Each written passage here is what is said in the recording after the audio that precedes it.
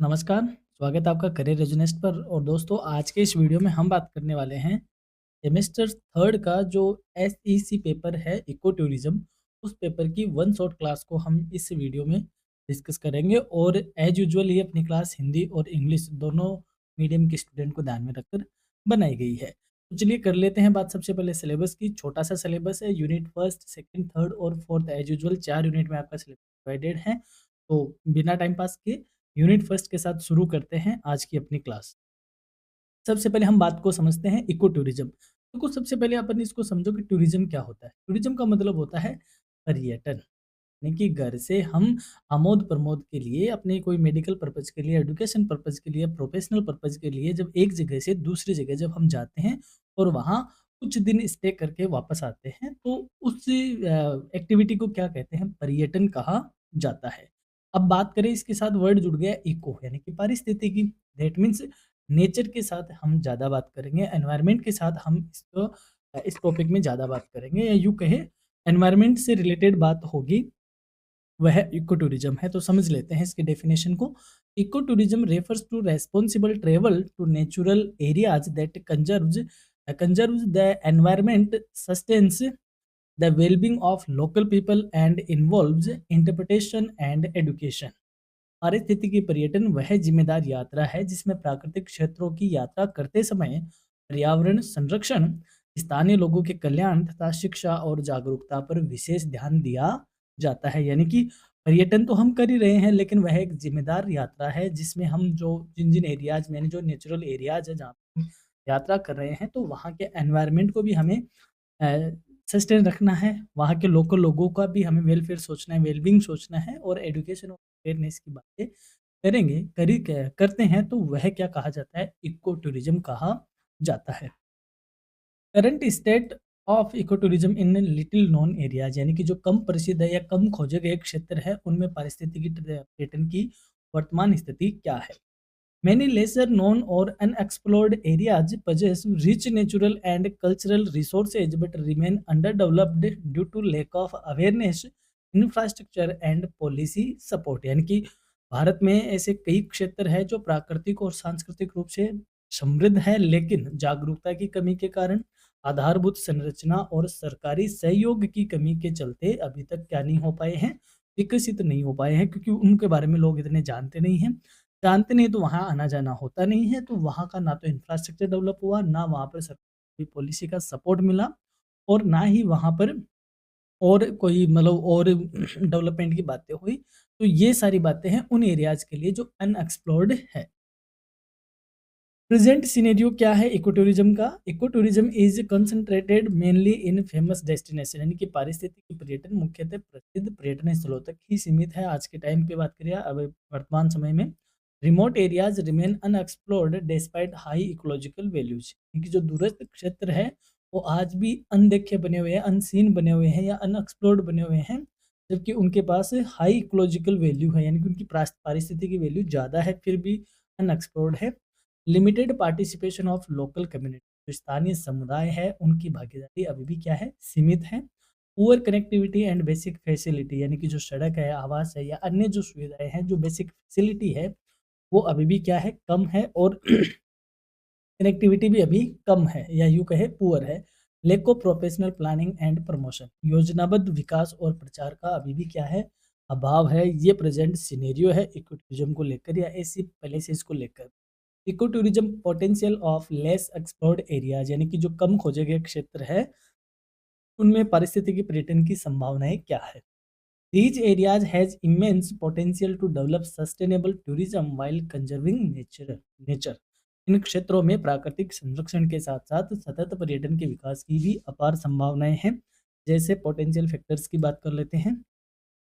Rich biodiversity and natural ecosystem, यानी कि जैव विविधता और प्राकृतिक पारिस्थितिकी तंत्र इनका अच्छा है। Presence of wild life and endemic species, यानी वन्य जीव है और दुर्लभ प्रजातियों की भी उपस्थिति है। Scenic landscapes like hills, forest, rivers, deserts etcetera, यानी कि सुंदर प्राकृतिक दृश्य है, जैसे पहाड़ होना, जंगल होना, नदियाँ, मरुस्थल आदि। Unique tribal and ethnic cultures, यानी जनजातीय और जातीय संस्कृति का होना। ये ऐसे एरियाज़ में अभी ट्राइब्स या इस तरीके की यूनिक ट्रेडिशन देखने को मिलते हैं। Traditional lifestyles and indigenous knowledge यानी कि जो पारंपरिक जीवन शैली है और जो स्थानीय ज्ञान है, वो इन एरियाज़ में अच्छा खासा देखने को मिल सकता है और इन बातों के चलते हम ये कह सकते हैं कि उन एरिया में इको टूरिज़्म की पोटेंशियल बहुत अच्छी खासी है। इम्पोर्टेंस की बात करें कि ऐसे एरियाज़ को डेवलप करने का क्या इम्पोर्टेंस हो सकते हैं, यानी कि इस एरिया को डेवलप क्यों किया जाना चाहिए? Importance of developing eco tourism in such areas यानी कि ऐसे क्षेत्रों में पारिस्थितिकी पर्यटन के विकास का महत्व क्या है?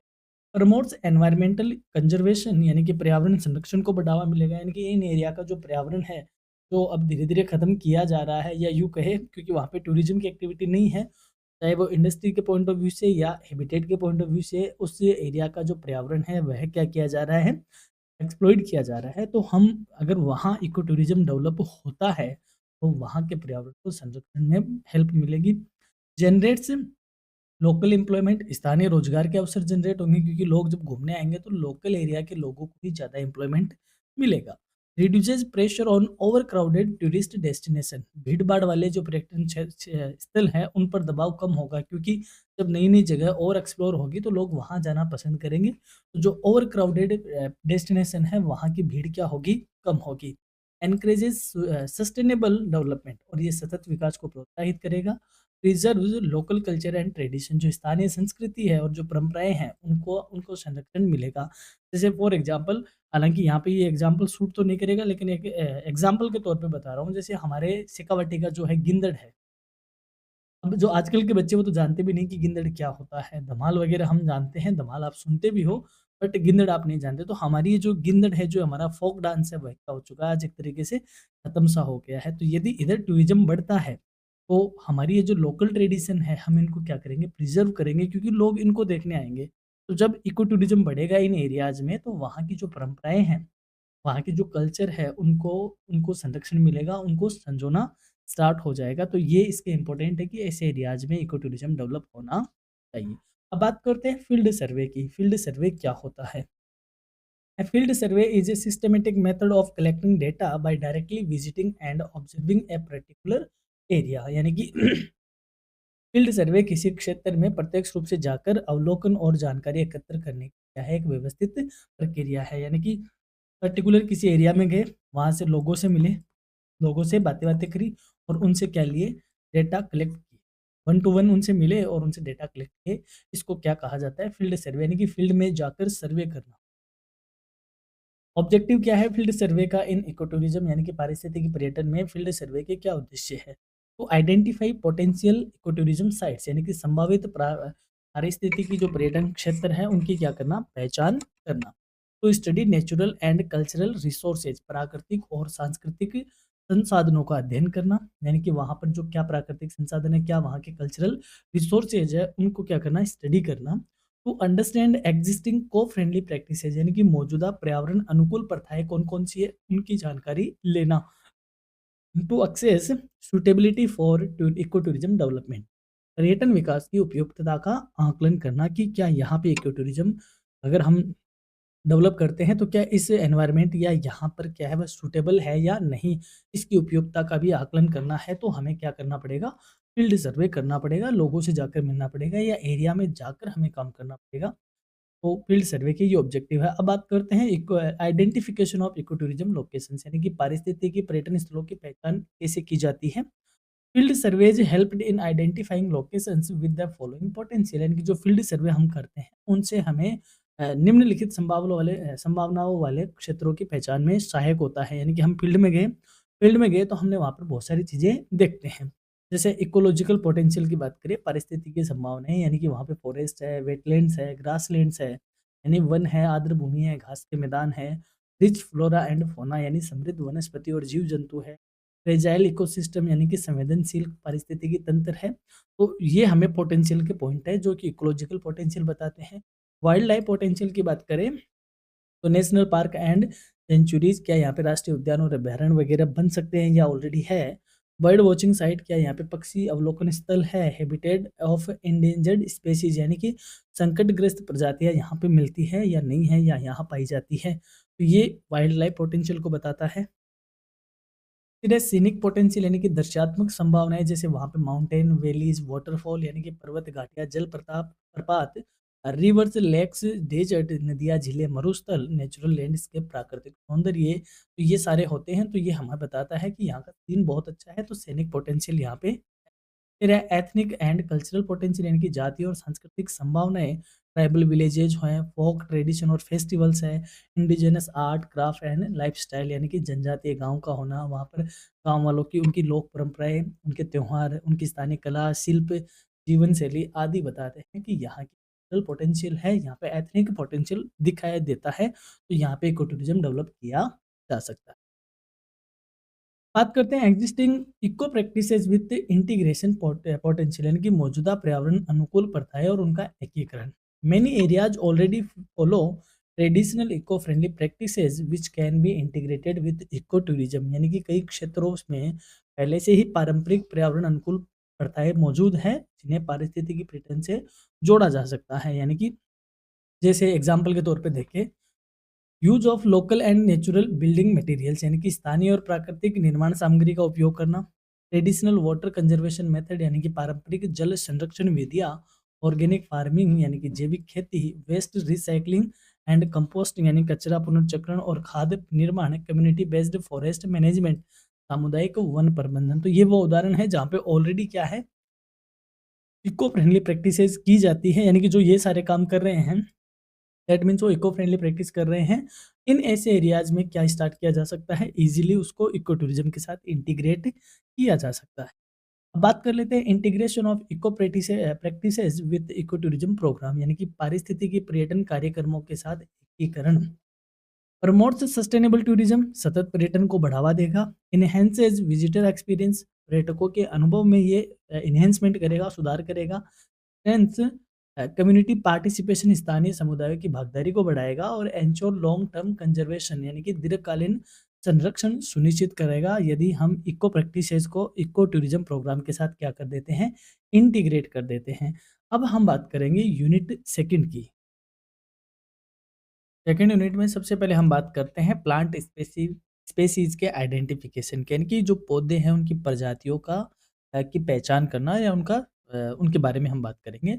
Certain plant species play a crucial role in maintaining ecological balance, supporting local economies and preserving cultural tradition, यानी कि कुछ पौध प्रजातियां पारिस्थितिकी संतुलन को बनाए रखने में, स्थानीय अर्थव्यवस्था को सहारा देने में और सांस्कृतिक परंपराओं को सुरक्षित रखने में महत्वपूर्ण भूमिका निभाती है।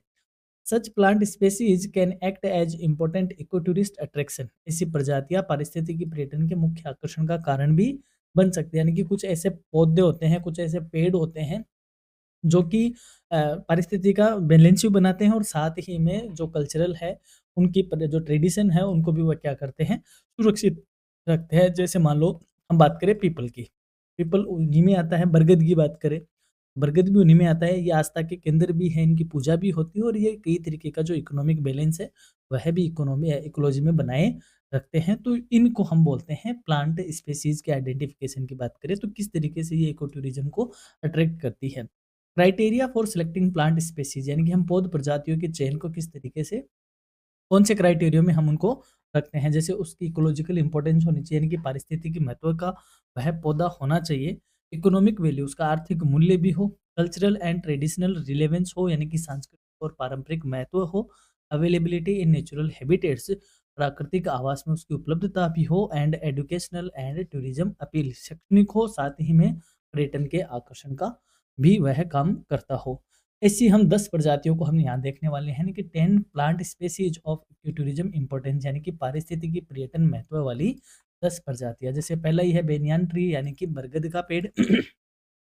Ecological supports bird and insect, यानी कि परिस्थिति की बात करें तो ये पक्षियों और कीटों का क्या कर देता है, आश्रय देता है। यानी कि बड़ा भारी पेड़ होता है, कई सैकड़ों पक्षियों और कीटों को ये क्या देता है, आश्रय का काम करता है, उनको सहारा देता है, उनको एक हैबिटेट देता है, उनको निवास देता है। इकोनॉमिक वैल्यू की बात करें तो ये देता है और मेडिसिन यूज में ये काम आता है। साथ ही में कल्चरल की बात करें तो सेक्रेड इन इंडियन ट्रेडिशन, भारतीय जो संस्कृति है उसमें ये एक पवित्र वृक्ष के तौर पे इसकी क्या होती है, पूजा होती है। दूसरी बात करें नीम, इकोलॉजिकल वैल्यू की बात करें तो एयर प्यूरीफायर है, यानी कि प्राकृतिक तौर पे वायु को शुद्ध करने का काम करता है। इकोनॉमिक वैल्यू की बात करें तो मेडिक्लिनिक एंड कॉस्मेटिक यूज, यानी औषधीय और सौंदर्य उत्पाद में इसका यूज किया जाता है। और कल्चरल वैल्यू की बात करें तो use in rituals and festival, यानी कि धार्मिक अनुष्ठानों में और त्योहारों में ये क्या किया जाता है, काम में लिया जाता है। तो ये इसकी सांस्कृतिक वैल्यू है। इसी तरीके से बात करते हैं पीपल की जो इकोलॉजिकल वैल्यू है, that means oxygen rich tree, यानी कि सबसे अधिक ऑक्सीजन देने वाला पेड़ है कहा जाता है।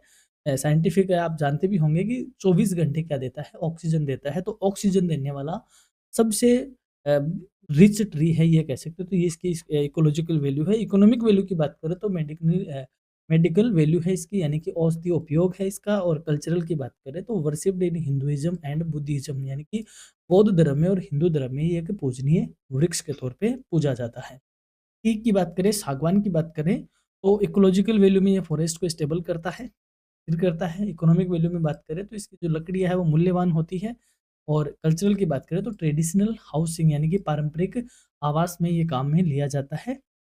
बात करें साल की तो इकोलॉजिकल वैल्यू में डोमिनेंट फॉरेस्ट स्पेसीज, यानी कि प्रमुख वन प्रजाति है। इकोनॉमिक वैल्यू की बात करें तो लीव्स फॉर फ्लैट्स टिम्बर, यानी कि पत्तों से पतल बनती है, लकड़ियाँ इसकी काम में ली जाती है। और कल्चरल की बात करें तो ट्राइबल लाइवलीहुड है, यानी कि जनजातीय जीवन का ये क्या है, आधार है।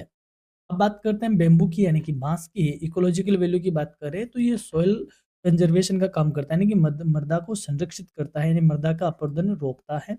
इकोनॉमिक वैल्यू की बात करें तो हैंडीक्राफ्ट में काम में लिया जाता है, हाउसिंग में काम में लिया जाता है, यानी कि इससे टोकरियाँ बन गई बाँस की चटाइयाँ बन गई, बाँस से पता नहीं क्या इतने हैंडीक्राफ्ट के आइटम बनाए जाते हैं।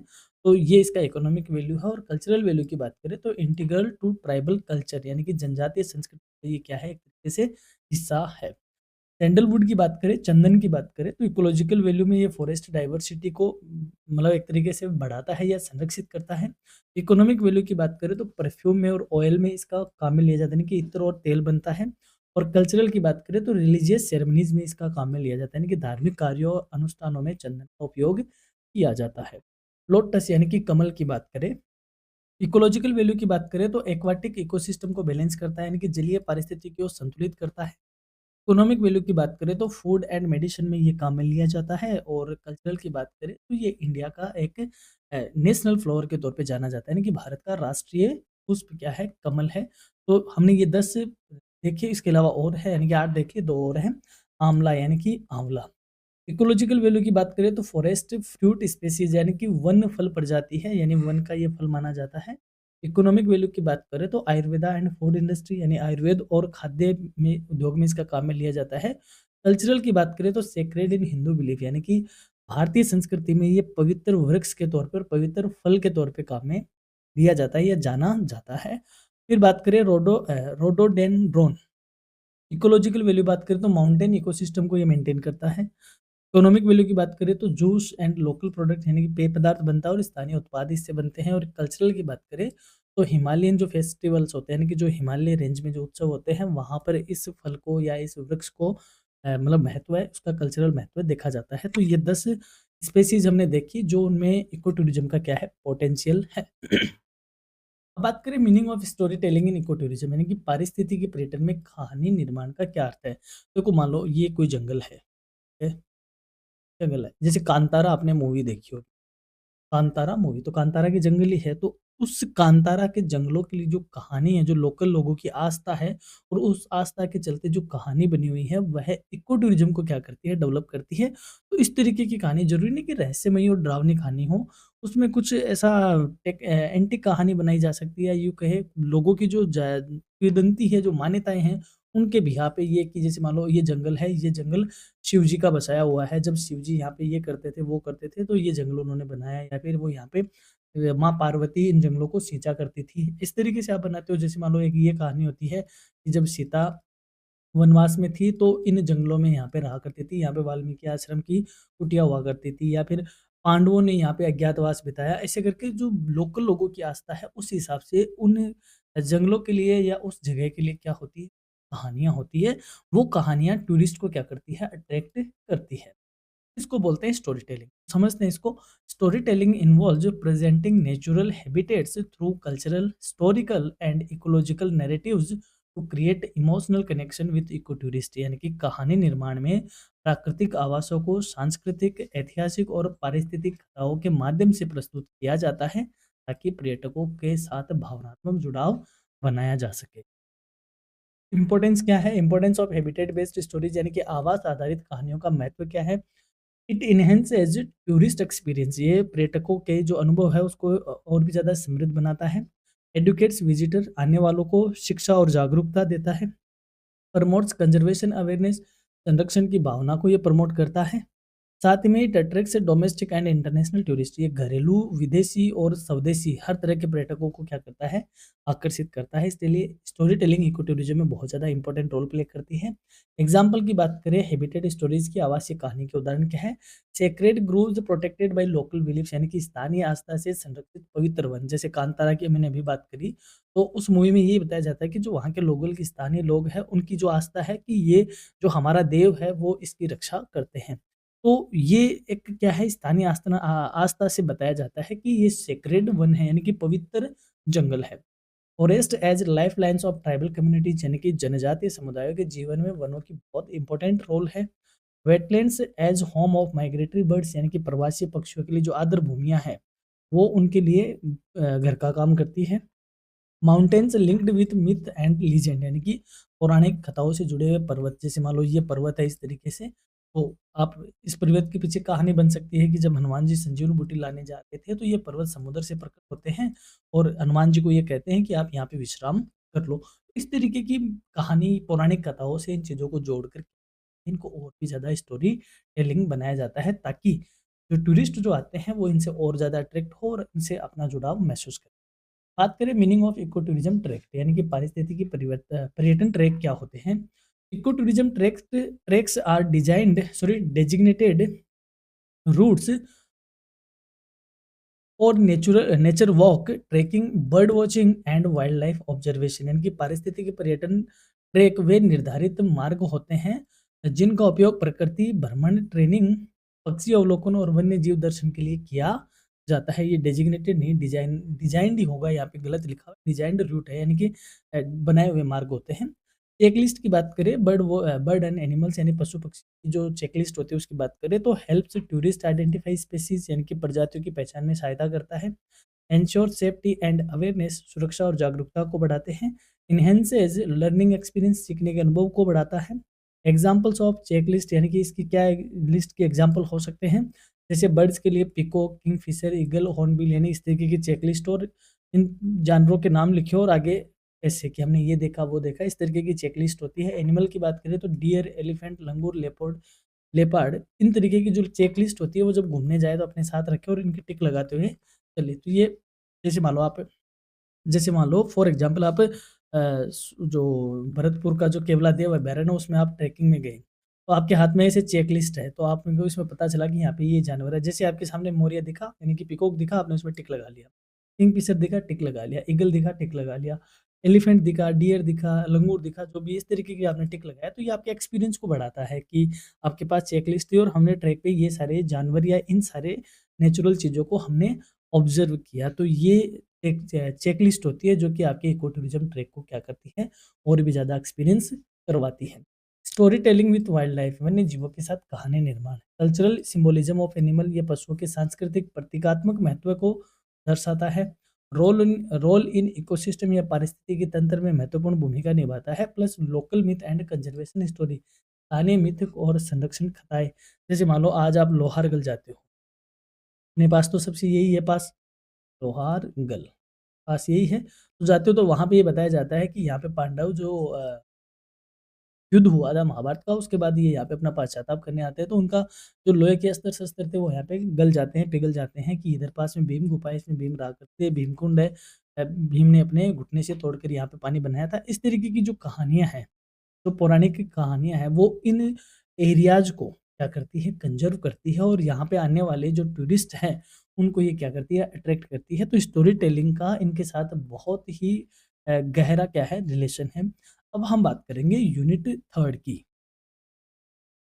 चलिए थर्ड यूनिट में हम सबसे पहले बात करते हैं नेचुरल रिसोर्सेज क्या होते हैं। Natural resources are materials and components found in nature that are used by humans for survival and development. यानी कि प्राकृतिक संसाधन वे पदार्थ और घटक हैं जो प्रकृति से प्राप्त होते हैं और मानव जीवन तथा विकास के लिए उपयोग में लिए जाते हैं। यानी कि कहने का मतलब जिनको हम नहीं बनाते और नेचर हमें देती है और हम तो उनको अपने सर्वाइवल के लिए अपने डेवलपमेंट के लिए मॉडिफाई करके एज इट इज़ हम उनको क्या कर लेते हैं, यूज करते हैं। उनको हम क्या कहते हैं, नेचुरल रिसोर्सेज कहते हैं। Current state of natural resources यानी कि प्राकृतिक संसाधनों की वर्तमान स्थिति क्या है। At present natural resources across the world are under severe pressure due to human activities. यानी कि वर्तमान समय में बात करें तो मानवीय गतिविधियों के अंधाधुंध के कारण प्राकृतिक संसाधनों पर अत्यधिक दबाव पड़ा हुआ है। यानी कि हमने प्रकृति को इस तरीके से दोहन किया है, इस तरीके से उनका हम विदोहन कर रहे हैं कि हम एक तरीके से उन पूरे संसाधनों को एक्सप्लॉइट कर रहे हैं, शोषण कर रहे हैं। प्रेजेंट कंडीशन क्या है? Deforestation and loss of forest cover यानी कि हमने वनों को काट डाला है, वन क्षेत्र में कमी आई है। Depletion of wild life and biodiversity यानी कि जो वन्य जीव है और जो जैव विविधता है उसमें भारी गिरावट आई है। यानी कि कहने का मतलब आज से 20-25 साल पहले चील और बाज बहुत हुआ करते थे, आज के टाइम पे कम हो गए हैं। गिद्ध एकदम गायब हो गए हैं और बहुत सारी ऐसी प्रजातियां हैं, ज़्यादा मत दूर जाओ आप, जो अपनी घरेलू चिड़िया है स्पैरो है, ये हमने कम कर दी। तो एक तरीके से यूँ कहें वाइल्ड लाइफ और जो बायोडाइवर्सिटी है वो नष्ट हो रही है।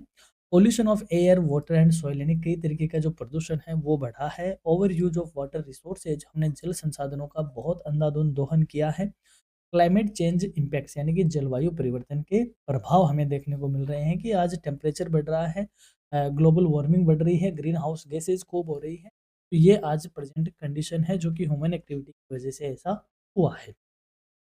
Need for environmental education and education through eco tourism यानी कि पारिस्थितिकी पर्यटन के माध्यम से पर्यावरण शिक्षा की आवश्यकता किस तरीके से है या क्यों जरूरी है।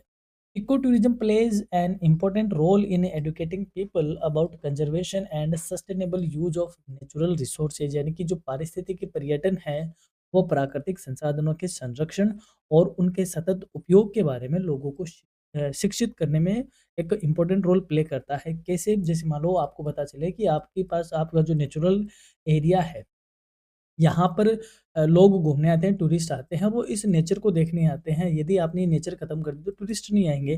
तो जब टूरिस्ट आएँगे तो आपको एम्प्लॉयमेंट वगैरह कहीं मिलेगा, तो आप इस नेचर को क्या करोगे, कंज़र्व करोगे कि नहीं करोगे? बस यही है कि इको टूरिज़्म यदि यहाँ पे बढ़ता है तो इस नेचर को हम क्या करने लग जाएँगे, संरक्षित करेंगे तो ये इकोलॉजी भी यहाँ पे मेंटेन रहेगी और साथ में इकोनॉमिक एक्टिविटी भी यहाँ पर होने लगेगी। बस इसी को ही बोलते हैं eco tourism. Development of suitable message यानी उपयुक्त संदेशों का विकास करना। Messages should be clear, simple and target specific यानी कि स्पष्ट मैसेज यानी कि वो जो संदेश होते हैं वो स्पष्ट होने चाहिए, सरल होने चाहिए और लक्षित समूह के अनुसार होने चाहिए। जैसे मान लो आप कहीं भी घूमने जाते हो जो नेचुरल एरियाज है वहाँ पर, तो वहाँ पे एक साइन बोर्ड लगा हुआ है कि फूल तोड़ना मना है। ये क्या है, एक मैसेज ही तो है। और ये कहे कि यहाँ पे जो बंदर है उनको खाना खिलाना मना है। जैसे आप हर्ष जाते हो, हर्ष पहाड़ पे जाते हो तो वहाँ पे ऐसी लाइनें हमें लिखने को देखने को मिलती है कि बंदरों को खाना खिलाना मना है। तो ये क्यों लिखा जाता है, इसके पीछे कुछ रीज़न होते हैं जो कि वहाँ के इको टूरिज़्म को मेंटेन करने के लिए ज़रूरी होती है।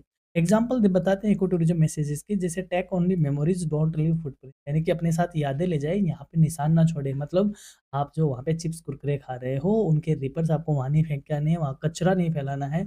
वहाँ से आप अच्छी अच्छी यादें लेके आओ, वहाँ पर अपने निशान मत छोड़ के जाओ। Protect nature for future generation यानी कि भविष्य के लिए जो पीढ़ियाँ है उनके लिए प्रकृति की रक्षा करो।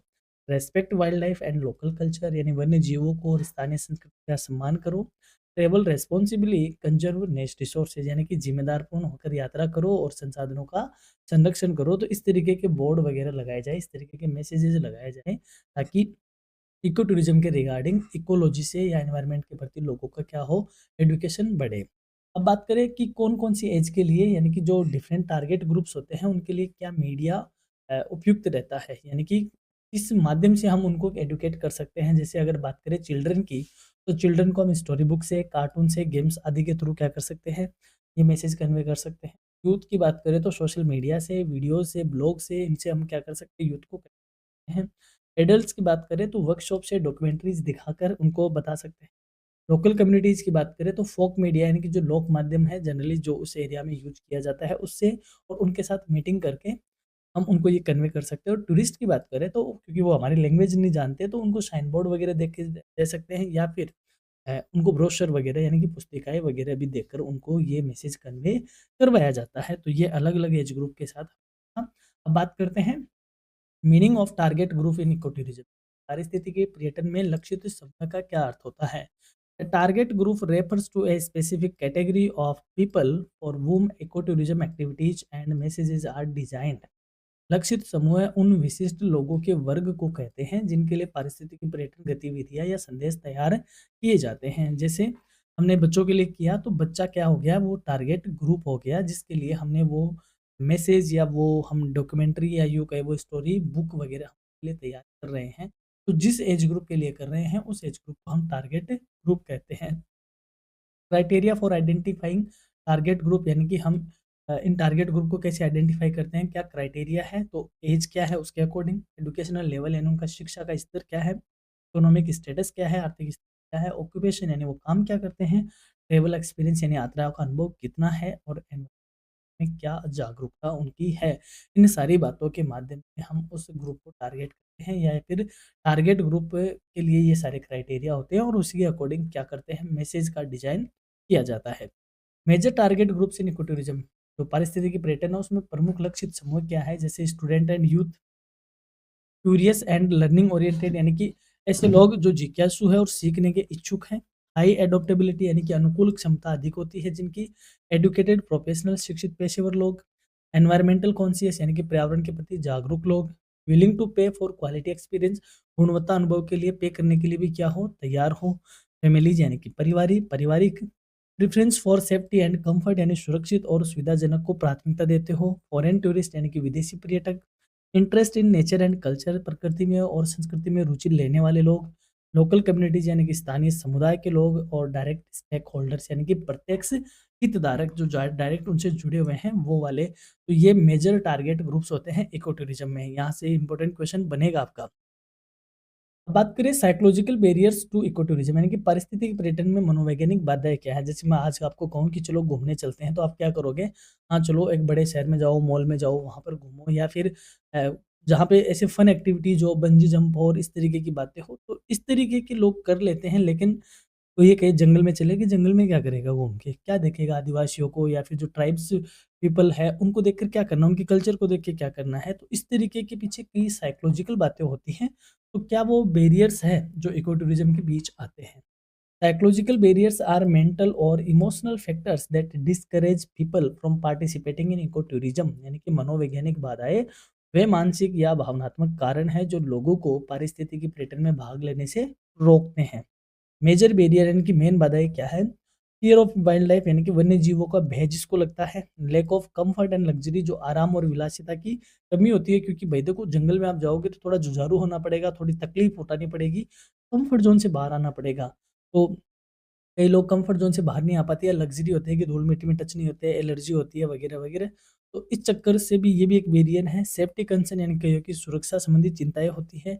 लिमिटेड अवेयरनेस एंड नॉलेज, कई लोगों को जानकारी नहीं, जागरूकता नहीं है, तो वह वैसे नहीं जाते कि यार पता नहीं कई सारे हमने चिड़ी-कागले देखे, कई सारे पक्षी देखे, लेकिन मेरे को क्या पता है इसमें से कौन-सा किंगफिशर है, कौन-सा क्या है। तो अगर अवेयरनेस नहीं होगी तो लोग इको टूरिज़्म को एक्सपीरियंस भी नहीं करना चाहेंगे। रेजिस्टेंस टू अनफैमिलियर एनवायरनमेंट्स यानी कि अपरिचित वातावरण से डर लगता हो। कई लोग ऐसे होते हैं जो होमसिक टाइप के होते हैं या फिर ऐसे अलग वातावरण में जाना पसंद नहीं करते, तो ये भी एक मेजर बैरियर है। अब हम इन बैरियर से कैसे ओवरकम कर सकते हैं यानी कि इनसे हम कैसे दूर हो सकते हैं? अवेयरनेस कैंपेनिंग्स के थ्रू यानी जागरूकता अभियान चलाकर, प्रॉपर इन्फॉर्मेशन एंड गाइडेंस यानी उचित जानकारी और मार्गदर्शन देकर, सेफ्टी एश्योरेंस यानी सुरक्षा की सुनिश्चित व्यवस्था करके और comfortable yet eco friendly facilities यानी आरामदायक लेकिन पर्यावरण अनुकूल सुविधाएं प्रदान करके हम इन साइकोलॉजिकल बैरियर्स को कम कर सकते हैं। ये इको टूरिज्म को क्या करता है, बढ़ावा देता है। अब हम बात करेंगे फोर्थ यूनिट की। फोर्थ यूनिट में हम बात करते हैं प्रमोशन ऑफ इको टूरिज्म। अब इको टूरिज्म को कैसे प्रमोट किया जाना चाहिए उसकी हम बात करते हैं।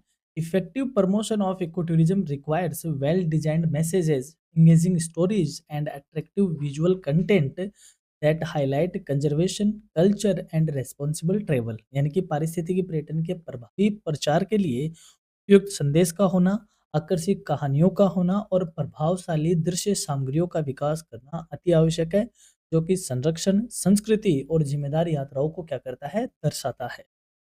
डेवलपिंग इको टूरिज्म मैसेज यानी कि किस तरीके से डेवलप किया जाना चाहिए। Message should be inspired tourist while promoting sustainability, यानी कि संदेश ऐसे होने चाहिए जो पर्यटकों को प्रेरित भी करे और साथ में सतत पर्यटन को बढ़ावा भी दे। की कैरेक्टरिस्टिक्स ऑफ गुड मैसेज यानी कि अच्छे संदेशों की क्या विशेषता होती है। It should be clear, simple and clear, ये सरल और स्पष्ट होना चाहिए। इमोशनली अपीलिंग यानी कि भावनात्मक रूप से प्रभावशाली होना चाहिए। कंजर्वेशन ओरिएंटेड यानी संरक्षण पर केंद्रित होना चाहिए। एंड कल्चरल सेंसिटिव यानी कि संस्कृति के प्रति संवेदनशील होना चाहिए। एग्जाम्पल की बात करें इको टूरिज्म मैसेज की, यानी कि क्या एग्जाम्पल हो सकते हैं, यानी कि किस तरीके के होते हैं। जैसे ट्रेवल रेस्पॉन्सिबिलिटी प्रोटेक्ट नेचर, यानी कि जिम्मेदारी से यात्रा करो और प्रकृति की रक्षा करो।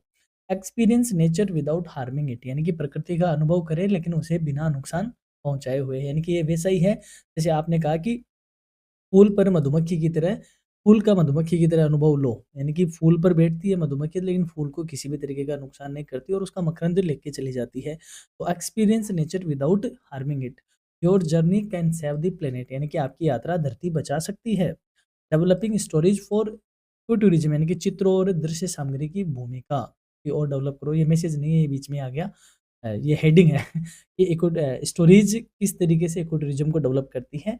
Storage connect tourist emotionally with the destination, यानी कि जो दृश्य सामग्री है पहली छाप बनाती है और यात्रा निर्णय को प्रभावित करती है। यानी कि स्टोरी की क्या भूमिका है। टाइप ऑफ स्टोरी की बात कर लेते हैं। जैसे stories of forest and wild life conservation, यानी कि जंगलों और वन्य जीव संरक्षण की कहानियां होना। Stories of local communities and tradition, स्थानीय समुदाय और परंपराओं की कहानियों का होना।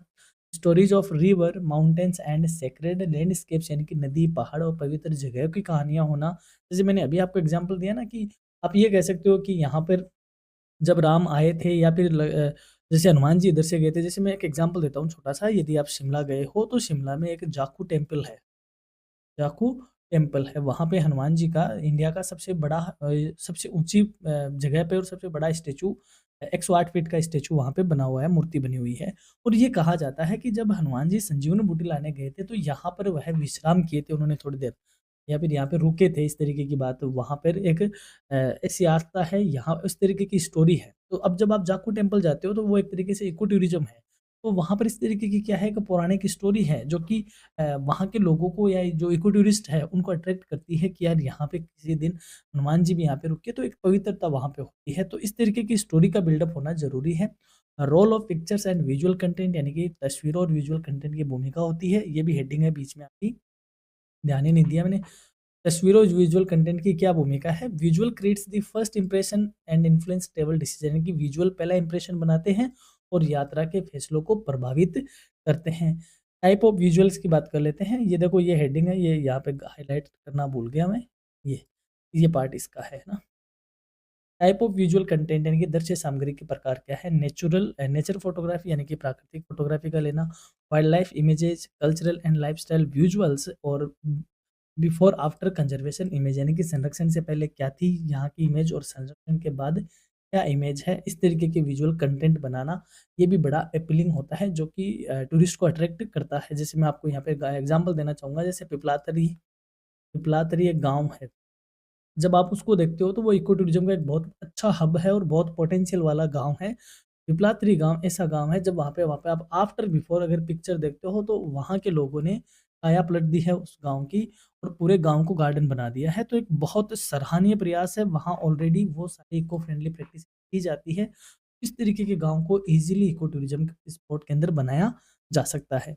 अब बात करें basic elements of eco tourism, यानी कि पारिस्थितिक पर्यटन के मूल तत्व क्या है। It should be nature based experience, यानी प्राकृतिक आधारित अनुभव देता है। एनवायरमेंटल कंजर्वेशन, पर्यावरण संरक्षण को बढ़ाता है। कम्युनिटी पार्टिसिपेशन, ये सामुदायिक भागीदारी को बढ़ाता है। एजुकेशनल एंड अवेयरनेस, ये शिक्षा और जागरूकता को बढ़ाता है। और सस्टेनेबल मैनेजमेंट, ये सतत प्रबंधन की व्यवस्था को सिखाता है। अब बात करें special need of eco tourist, यानी कि जो पारिस्थितिकी पर्यटक है उनकी विशेष आवश्यकताएं क्या होती है। Eco touristic meaningful and responsible travel experience, यानी कि जो पारिस्थितिकी पर्यटक होते हैं वो एक जिम्मेदार यात्रा और सार्थक यात्रा का अनुभव की हमेशा उम्मीद लेकर आते हैं। जैसे उनकी मेजर आवश्यकताएं क्या होती है? सेफ्टी एंड बेसिक कंफर्ट, यानी कि सुरक्षा और मूलभूत सुविधाएं होनी चाहिए। ऑथेंटिक नेचुरल एक्सपीरियंस, यानी कि प्राकृतिक वास्तविक प्राकृतिक अनुभव होना चाहिए। इंफॉर्मेशन एंड इंटरप्रिटेशन, यानी जानकारी होना चाहिए और व्याख्या उसकी इंफॉर्मेशन एंड इंटरप्रिटेशन, यानी जानकारी और व्याख्या का होना। इको फ्रेंडली अकोमोडेशन, यानी पर्यावरण अनुकूल आवास का मिलना। और रेस्पॉन्सिबल ट्रैवल प्रैक्टिसेस, यानी कि जिम्मेदार यात्रा पद्धतियाँ। ये सारी वो एक तरीके से उम्मीदें लेके आते हैं या उनकी आवश्यकताएं होती है जो इस तरीके की इको टूरिज्म में जो इको टूरिस्ट आते हैं उनकी। इनको मैं कनेक्ट करता हूँ। जैसे मान लो आप रणथंभौर गए और आपने वहाँ पे जंगल सफारी करी है। आप जंगल सफारी करते हो तो आप ये सारी उम्मीदें तो लेके जाओगे ना कि हाँ, हमें आज देखो डायरेक्ट नेचुरल ऑथेंटिक एक्सपीरियंस होगा। आज हम लाइव देखेंगे टाइगर को हमारे आस-पास, हम फ़ोटोग्राफ़ी करेंगे, कुछ बेसिक जो कम्फर्ट ज़ोन होता है उतना होना ही चाहिए। इको फ्रेंडली अकोमोडेशन होना चाहिए, अगर जंगल में कैंपिंग हो जाए तो और भी मज़ा आ जाए। इस तरीके की आवश्यकताएँ इको टूरिस्ट की हुआ करती है। Development of trips and travel package, अब यात्रा और पर्यटन पैकेज का किस तरीके से विकास किया जाना चाहिए इको टूरिज्म के लिए? Eco tourism packages should offer diverse experience, यानी कि पारिस्थितिकी पर्यटन पैकेजों में विविध अनुभव शामिल होने चाहिए। जैसे नेचुरल वॉक एंड ट्रैकिंग, यानी कि प्राकृतिक भ्रमण और ट्रैकिंग का उसमें पैकेज हो। Wild life and bird bird watching, यानी वन्य जीव और पक्षी अवलोकन का पैकेज हो। कल्चरल इंटरेक्शन, यानी कि सांस्कृतिक सहभागिता का पैकेज हो। यानी इस तरीके का पैकेज हो कि आपको गांव में नाइट स्टे होगा और वहाँ पे जो वहाँ की जो रिचुअल होती है, जो कल्चर होती है, उसमें आपको पार्टिसिपेशन करने का मौका मिलेगा, देखने का मौका मिलेगा। तो वो इको टूरिज्म का एक पैकेज का ऑफर होना चाहिए। लोकल क्यूजिन एंड क्राफ्ट, यानी कि स्थानीय भोजन का आपको आनंद मिले और वहाँ का शिल्प या क्राफ्ट आपको खरीदने को मिले या देखने को मिले। कंजर्वेशन एक्टिविटीज़, यानी संरक्षण गतिविधियों उसमें शामिल हो। तो एक जब इको टूरिज्म बनता है, पैकेज बनता है, तो इसमें इन बातों को शामिल किया जाना चाहिए। अब बात करें prediction of eco tourism market trend, यानी कि पारिस्थितिकी पर्यटन बाजार की प्रवृत्तियों का पूर्वानुमान क्या है? यानी आने वाले टाइम में इको टूरिज्म की क्या संभावनाएँ हो सकती है? Increasing demand for sustainable tourism, यानी कि सतत पर्यटन की बढ़ती मांग बहुत हो रही है। लोगों ने बाकी चीज़ें एक्सप्लोर कर ली है, अब इको टूरिज्म की तरफ लोगों का ध्यान जा रहा है। तो ये एक प्रेडिक्शन है कि आने वाले टाइम में लोग इसकी डिमांड और करेंगे। ग्रोथ ऑफ एक्सपेरिमेंटल ट्रैवल, यानी अनुभव आधारित यात्राओं के का विस्तार हो रहा है। Preference for small group tour, यानी छोटे समूह की यात्राओं को प्राथमिकता दी जाती है। Rise in eco lodge and home stay, यानी इकोलॉज और होम स्टे का विकास हो रहा है, यानी कि लोग कैंप वगैरह लगा के एकदम nearby eco tourism site पे ही स्टे करने का आनंद उठाना चाहते हैं। तो इनमें अब बहुत ज़्यादा बढ़ोतरी हो रही है। Digital platforms driving tourism choices, यानी कि जो डिजिटल प्लेटफॉर्म है उनका प्रभाव बढ़ा है, इससे लोग इस तरीके की प्रवृत्ति में ज़्यादा आए हैं। अब बात करते हैं development of eco tourist activities and social media campaigning, यानी विभिन्न समूहों के लिए पारिस्थितिकी पर्यटक विधियाँ गतिविधियाँ और सोशल मीडिया के कंपेनिंग क्या कहते हैं? इंडिविजुअल की बात करें तो solo natural trails, photography tour, meditation and wellness retreat, यानी कि अकेले को एकल प्राकृतिक ट्रेल, फोटोग्राफी टूर, ध्यान और स्वास्थ्य शिविर, ये व्यक्तिगत पर्यटक के लिए है। फैमिलीज की बात करें तो नेचर एजुकेशन प्रोग्राम लाना, सेफ वाइल्ड लाइफ एक्सपीरियंस और कल्चरल वर्कशॉप, इस तरीके की पैकेज उनको देना या इस तरीके का उनको टूरिज्म का एक बेनिफिट देना या आनंद उनको दिलवाना। और ग्रुप की बात करें जैसे फ्रेंड वगैरह है तो ट्रैकिंग करना, एडवेंचर एक्टिविटी करना, कंजर्वेशन वॉलंटियर बनना, कम्युनिटी इंटरेक्शन प्रोग्राम में जाना, तो ये उनकी एक्टिविटी हो सकती है जो इको टूरिस्ट इस तरीके के आते हैं। यानी कि या तो लोग इंडिविजुअल घूमने आते हैं या फैमिली के साथ आते हैं या अपने ग्रुप के साथ आते हैं। तो सबके लिए इस तरीके की एक्टिविटीज़ डिज़ाइन की जा सकती है। अब बात करें crafting social media campaigning for eco tourism business, यानी कि पारिस्थितिकी पर्यटन विकास के व्यवसाय के लिए सोशल मीडिया अभियान किस तरीके से चलाया जा सकता है? Social media plays a vital role in promoting eco tourism, यानी कि सोशल मीडिया पारिस्थितिकी पर्यटन के प्रचार में महत्वपूर्ण भूमिका निभाता है। की एलिमेंट ऑफ कैंपेनिंग, यानी कि अभियानों के मुख्य तत्व क्या है? स्टोरी बेस्ड कंटेंट, यानी कहानी आधारित सामग्री। विजुअल स्टोरी टेलिंग, यानी कि सोशल मीडिया पे आप विजुअलाइज करवा के आप वो स्टोरी टेल कर सकते हो, यानी एआई से कंटेंट बनाकर या फिर उसी तरीके से कंटेंट बनाकर। एजुकेशनल पोस्ट डालकर, यानी शैक्षणिक पोस्ट से। टूरिस्ट टेस्टिमोनियल्स, यानी कि पर्यटकों के अनुभव को शेयर करके। और हैशटैग एंड को मैसेज, यानी कि हैशटैग और पर्यावरण संदेश को दिखाकर आप सोशल मीडिया में इको टूरिज्म का जो बिजनेस है उसको प्रमोट करते हो। एग्जाम्पल की बात करें जैसे hashtag travel green, hashtag eco experience, hashtag with nature with responsibility. तो इस तरीके के हैशटैग का क्या होना, ट्रेंड होना, ये बताता है कि सोशल मीडिया इको टूरिज्म को प्रमोट करने में बहुत वाइटल रोल प्ले करता है। अब don't forget to watch the important question with answer of this paper, यानी कि इस पेपर का हम इम्पोर्टेंट क्वेश्चन विद आंसर वाला वीडियो जल्दी ही अपलोड कर देंगे। यदि आप लेट देख रहे हो इस क्लास को तो अब तक अपलोड हो चुका होगा, और यदि आप ताज़ा ही देख रहे हो तो स्टे ट्यून विद करियर एजुनेस्ट, हम जल्दी ही आपके लिए वो क्लास अपलोड करने वाले हैं। Thank you for being with us. Stay tuned, stay connected with your career EduNest. अगर नए हो चैनल पे तो ज़रूर सब्सक्राइब करें। धन्यवाद।